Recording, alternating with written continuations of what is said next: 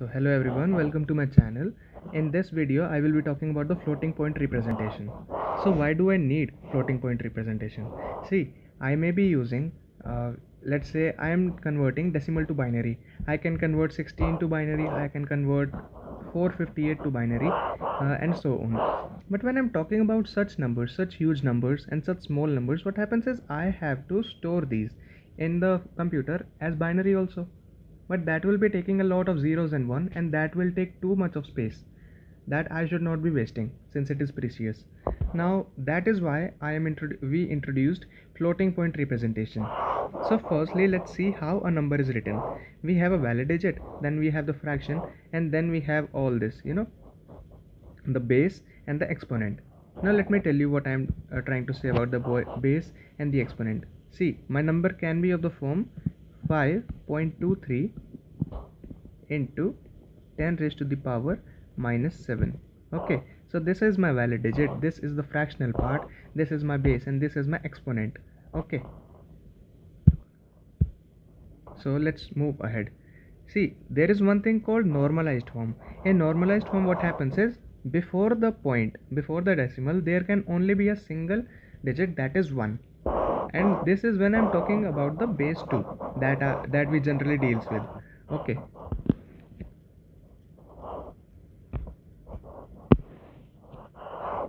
so this is what I have written here. Now talking about the floating point representation, we have three fields of information that we have to fill up. Okay, so there are the three parts. First is a sign bit, then I have the bias exponent, and then I have the mantissa. In sign bit, what happens is if I have a negative number, I will be having 1 as the sign bit. If positive, then I will be having 0. Now talking about the bias exponent, here in this case I have to write it as, now see, bias exponent, and there is an excess see guys, we have two things. We have the bias exponent and we have an excess exponent. Okay, I will be discussing about the excess one after a while in the next video, but now let's focus on bias exponent only. So what happens is bias exponent is equal to bias plus actual exponent that is given to me. All these terms will be cleared in the coming question. Okay, so bias will be 2 raised to the power n minus 1 minus 1, where n are the number of bytes that can be used to represent the exponential form. Okay, so if let's say I have a positive actual exponent, if I add the actual exponent to bias, then I will be getting a term that is greater than bias. So my bias exponents will be greater than bias. Okay, else it will be negative. This is obviously a common sense type situation. So mantissa, what happens in mantissa is I can have 5. Okay, I can convert it into this form. Now if I want to write it in normalized form, I will be writing it as 1.01 into 2 raised to the power 2. Okay, so let's move ahead.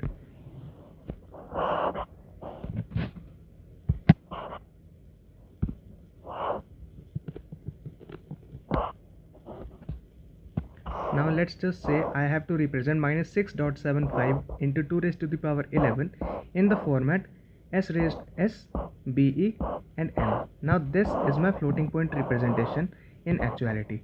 Like see, I have to represent sign bit as 1 with 1 bit, I have to represent bias exponent with 7 bits, and mantissa with 12 bits, and I have to also find its hexadecimal equivalent.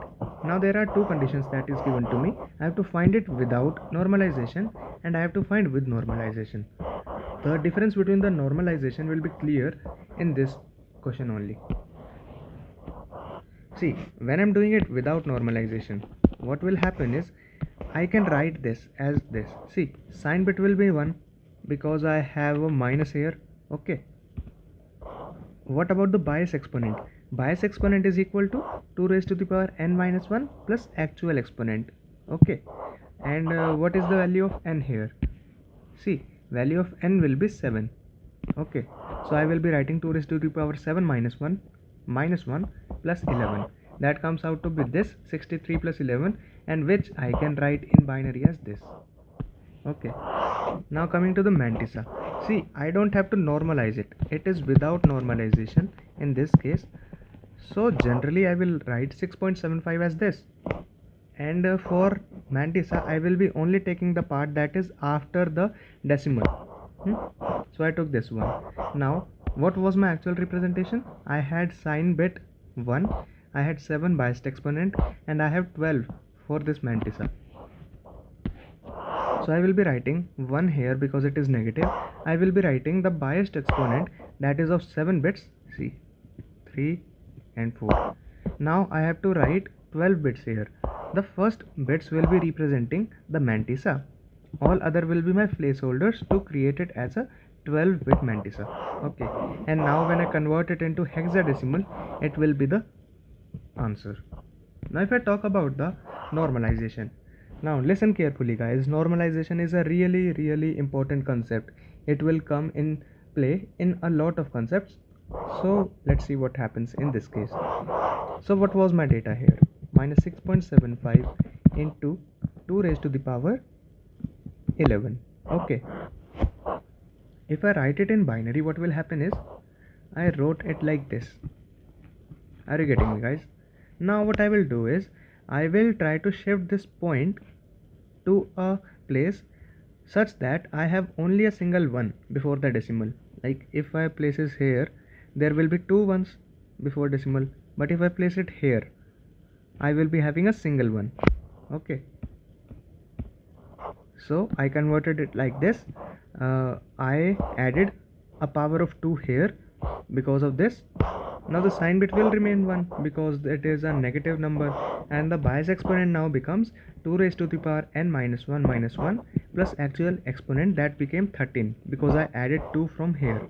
Okay, so now my biased exponent becomes 76 in decimal format, which I converted into binary like this. Okay, now coming to mantissa, what happened was I only have to take the part that is after the decimal. So now my part after decimal is 1011. What was it earlier? Let me show you.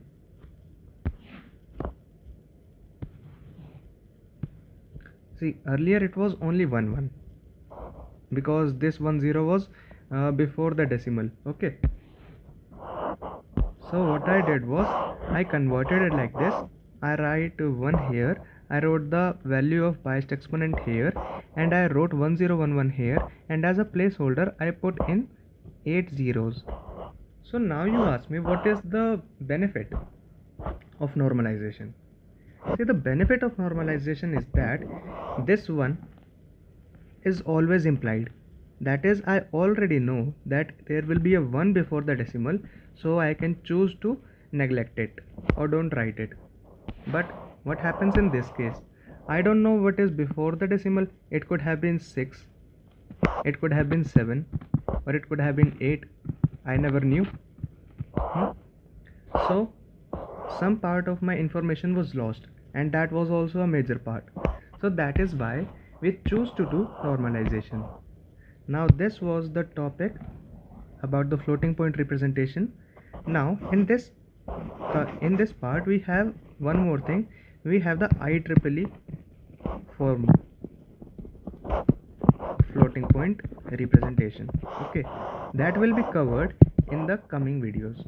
Okay, I will be talking about the single precision, and I will be talking about the double precision. Also we will be talking about how to find the range and about range. Okay, now these type of questions generally come in the ESE mains, or let's say in the GATE exam. Okay, so you can prepare for this. And if you have any doubt, if you did not understand anything, you can write it in the comment section. Also, if you like my video, if you like the way I taught you, or if you liked the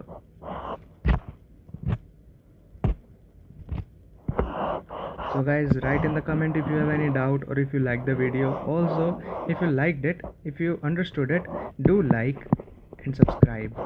Okay, so I hope you are fine, and I hope you are doing well with your studies and your preparation. So peace out guys, until next time.